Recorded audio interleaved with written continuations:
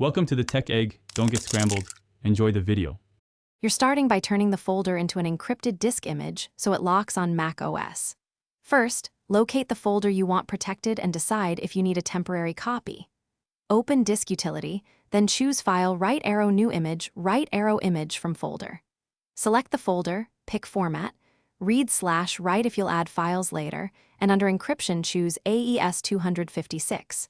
You'll be prompted to create a password. Choose something strong and memorable. Once done, save the. Once the encrypted image exists, you'll mount it to use the contents. Double-click the DMG file and enter the password you created. The image appears as a disk in Finder. You can drag files into it, remove items, and treat it like a normal folder. Changes are saved inside the encrypted container.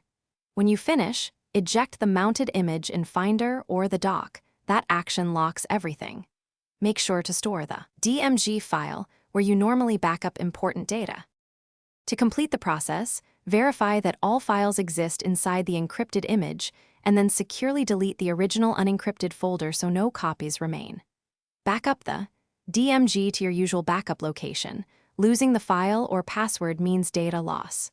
If something goes wrong, first confirm you're entering the correct password and that caps lock or a different keyboard layout isn't active.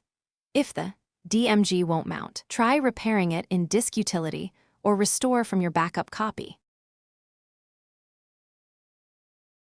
Thanks for watching. Consider subscribing if I helped unscramble your problems.